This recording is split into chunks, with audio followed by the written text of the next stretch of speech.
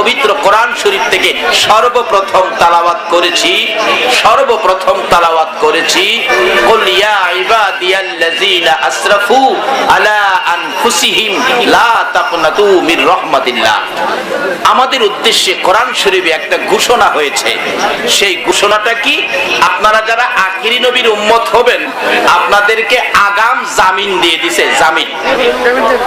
কোন ব্যক্তি আছে যারা বড় বড় রাজনীতিবিদ, সম্মানী ব্যক্তিত্ব, তাদের যদি কেস হয়, দেখবেন ব্যক্তিরা কোর্টে যাওয়ার আগেই কোর্ট তার জামিন বাড়িতে পাঠায় দেয়। জামিন বাড়িতে পাঠায় দেয় কেন? সে সম্মানী ব্যক্তি। আল্লাহর সৃষ্টি জগতে কোরআনের দৃষ্টিতে, কোরআনের ভাষায়, কোরআনের ঘোষণায় আল্লাহর সৃষ্টি জগতে আমরা হলাম সবচেয়ে সম্মানী যারা আমরা আখিরি নবীর উম্মত। কুনতুম খায়রা উম্মাতিন উখরিজাত লিন-নাস। আল্লাহু আকবার বলেন।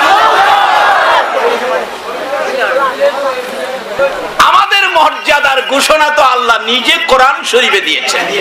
এর মধ্য থেকে যারা আবার নাইবে নবী, আলেম উলামা, তাদের মর্যাদার ঘোষণা রাসূল দিয়েছেন। উলামা ও উম্মতি কাআম্বিয়াই বনি ইসরাইল। রাসূল বলেন, আমার উম্মতের মধ্যে যারা নাইবে নবী, তাদের মর্যাদা হবে বনি ইসরাইলের সম্মানী পয়গম্বরদের মতো। যেই একজন নাইবে নবী আলেম রাস্তা দিয়ে হাইটা গেলে, হাঁটার বরকতে আশেপাশে কবরস্থান থাকলে 40 দিনের জন্য কবরের আযাব বন্ধ করে দেওয়া হয়।